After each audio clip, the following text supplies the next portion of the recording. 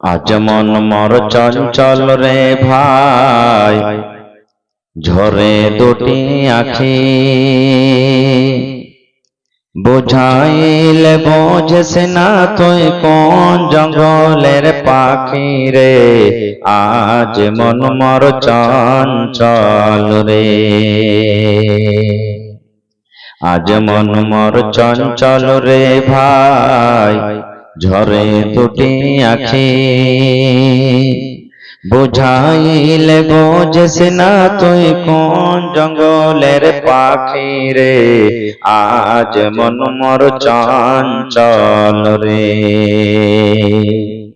কাঁচা বাঁশের খাট বাঁধিবে শুকনো পাতের ডোর। এমন করে বাঁধবে রে মন চলবে না তোর সরে। আজ মন মর চঞ্চল রে। বৈরের পাতায় গরম পানিতে মন তোকে গোসল করাবে। বৈরের পাতায় গরম পানিতে মন তোকে গোসল করাবে। গোসল করাইয়া মন তোকে কাফন পরাবে রে। আজ মন মর চঞ্চল রে। গোসল করাইয়া মন তোর জানাজা পড়িবে। গোসল করাইয়া মন তোর জানাজা পড়িবে। জানাজা পড়িয়া মন তোকে দাফন করিবে রে। আজ মন মর চঞ্চল রে। মা কান্দিবে বেটার বেটা, বোন কান্দিবে ভাই। মা কান্দিবে বেটার বেটা, বোন কান্দিবে ভাই। পরের পেটে সেও তো কাঁদবে আর তো কেহ নাই রে। আজ মন মর চঞ্চল রে। আজ মন মর চঞ্চল রে ভাই, ঝরে দুটি আখি। বুঝাইলে বোঝেস না তুই কোন জঙ্গলের পাখি রে। আজ মন মর চঞ্চল রে। নারে তাকবীর। আজকে জলসা যোগ্যতময় শ্রদ্ধেয় সভাপতি সাহেব, সামনে বসে থাকা ইসলাম দরদি দিন দরদি ভাই বাবাজিরা, পর্দানাসীন মায়েরা এবং খালারা, সমস্ত তারিফ ও গুণগান সেই মহান আল্লাহ তাবারাক ওয়া তাআলার জন্য, যে মহান আল্লাহ তাবারাক ওয়া তাআলা আজকে আমাদেরকে এই কেন্দুয়া বিশনপুর গ্রামের এই তাবলিগি জালসার পিন্ডালের তলাতে একত্রিত হয়ে বসে কিছু বলার শোনার তৌফিক দিয়েছেন। তাই আমরা সে আল্লাহর প্রশংসা করি। অন্তর থেকে মুহাব্বতের সাথে সকলেই পড়েন আলহামদুলিল্লাহ। একটু জোর করে পড়েন ভাই আলহামদুলিল্লাহ।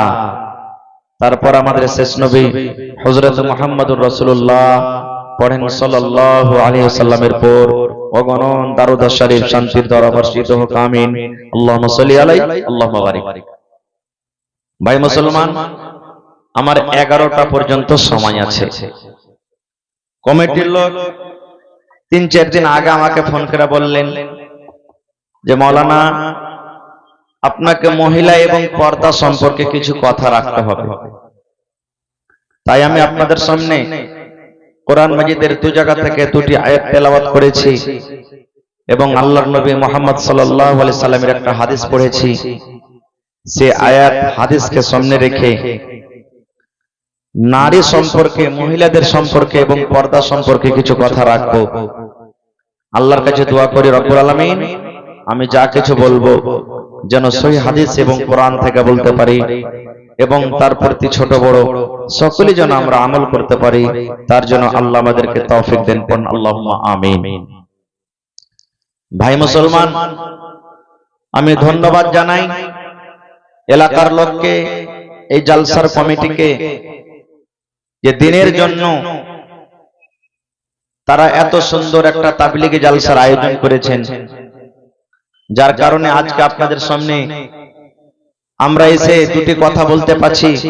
আল্লাহ তৌফিক দিয়েছেন। আল্লাহ রাসূলের হাদিস, বাল্লিগু আন্নি ওয়ালাউ আয়া। আল্লাহ রাসূল বলেছেন, হে আমার উম্মত, তোমরা আমার তরফ থেকে যদি একটা আয়াতই পারো লোকেদের মাঝে পৌঁছে দাও। কারণ হতে পারে যারা শুনবেন, শোনার পর তারা তার প্রতি আমল করবেন। যে বলেনেওয়ালাও কামিয়াব, যারা আমল করবেন তারাও কামিয়াব হয়ে যাবে, পড়েন ইনশাআল্লাহ। ভাই আমার, সাথে সাথে আরো একটা কথা বলে দিই।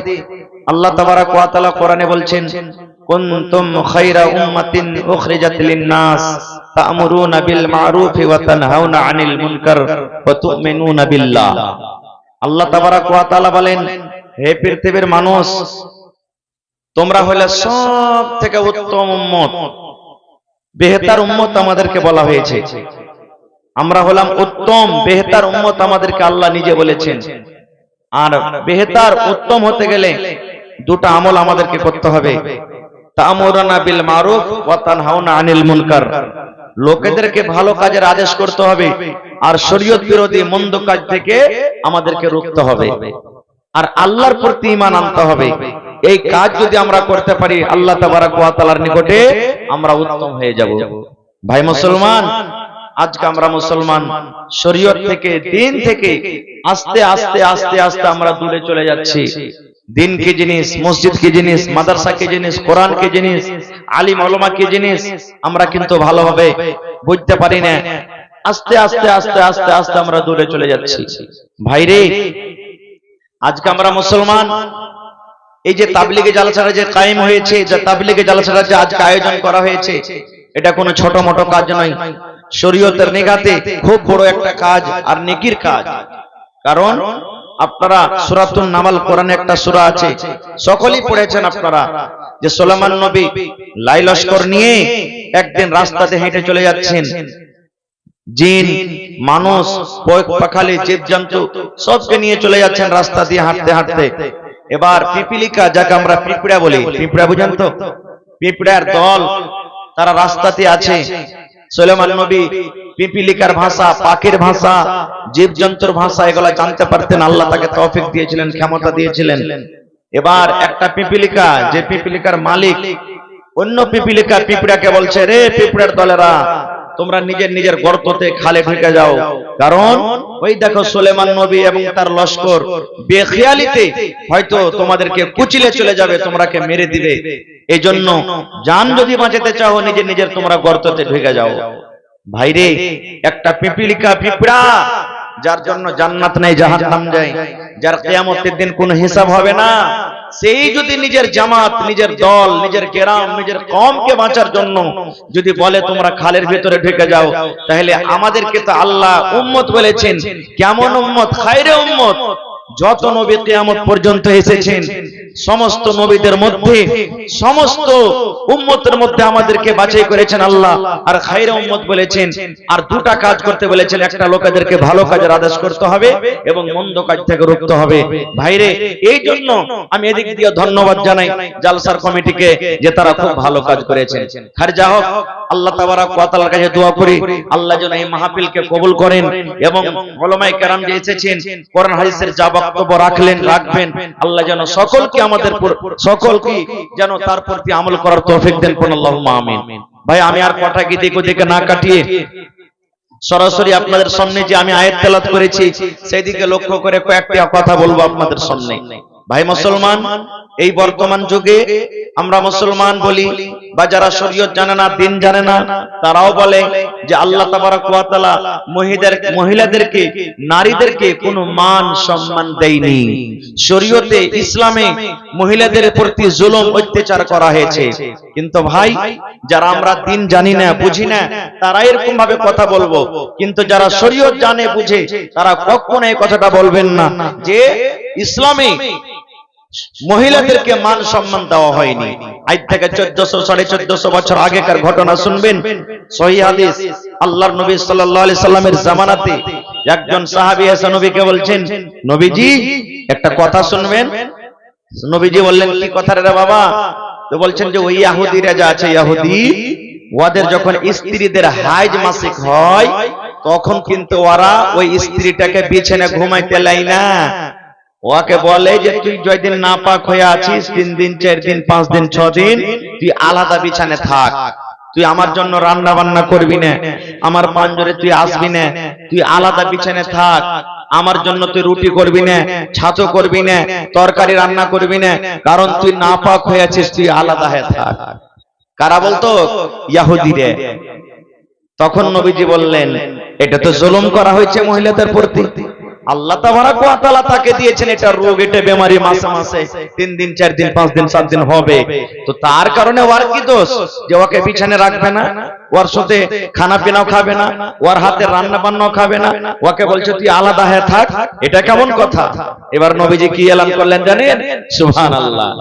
রে আমার উম্মতের দল, তোমরা কান করে শুনে নাও, ইহুদিরা নিজের বিবিকে বলে, নিজের স্ত্রীকে বলে, বিবি রে যতদিন তোমরা নাপাক হয়ে আছো তোমরা আমার জন্য আমার বিছানায় আসবে না, তোমরা আলাদা বিছানায় ঘুমাবে, তোমরা আমার জন্য রান্না বান্না করবে না। কিন্তু নবীজি বললেন, ও আমার উম্মতরা তোমরা শুনে নাও, যখন তোমাদের বিবিরা হাজ মাসিকের হালাতে হবে একটাই মাত্র কাজ তাদের জন্য হারাম আছে, সেটা হলো কি? তোমরা নিজের স্ত্রীর সাথে খবরদার সেই অবস্থাতে মিলন করবে না, তোমরা স্ত্রীর সাথে মাসিকের হালাতে সহবাস করবে না, এবং তার পাঞ্জরে গায়ে গা লাগিয়ে তোমরা ঘুমাতে পাবে, কোনো অসুবিধা নাই। নিজের বিবির পাঞ্জরে ঘুমাতে পাবে, গল্প করতে পাবে, তাদের হাতের রান্না বান্না করে খেতে পাবে, তোমার জন্য তোমার স্ত্রী রান্না করবে, ভাত রান্না করবে, রুটি রান্না করবে, তরকারি রান্না করবে। একটাই মাত্র কাজ থেকে তোমরা দূরে থাকবে উম্মত, সেটা হলো সহবাস, সেটা হলো হামিস্তারি। এই মিলন ছাড়া তোমাদের জন্য সমস্ত কাম জায়েজ আছে। খবরদার খবরদার, তোমরা নিজের স্ত্রীকে বিছানা থেকে আলাদা করিও না। এবং নবীজি এলান করলেন, মহিলারে যতদিন তুমি নাপাক হয়ে থাকবে ততদিন তোমাকে রোজা রাখতে হবে না, তোমার জন্য আল্লাহ রাব্বুল আলামিন রোজা রাখাটা নিষেধ করে দিয়েছেন। তুমি নামাজ পড়বে না রে মহিলা, নামাজ আল্লাহ তোমার জন্য maaf করে দিয়েছেন। তাই মায়েরাকে বলবো, মাগে যতদিন আপনি ঋতু হালাতে থাকবেন, যতদিন আপনি হাইজের হালাতে থাকবেন, 3 দিন 4 দিন 5 দিন, যদি আপনার রমজান মাস শুরু হয়ে যায়, যতদিন আপনি রমজান আপনি ছেড়ে, যতদিন আপনি নাপাক হয়ে থাকবেন, রোজার মাসে আপনাকে রোজা রাখতে হবে না। ওই রোজা কটা যখন রমজান মাস পার করে যাবে, আরো যে 11 মাস বাঁচলো, এই 11 মাসের মধ্যে আপনাকে রোজা কটাকে পূর্ণ করতে হবে। এবং আল্লাহ রাব্বুল আলামিন আপনার জন্য ওই নামাজ কিন্তু maaf করে দিয়েছেন।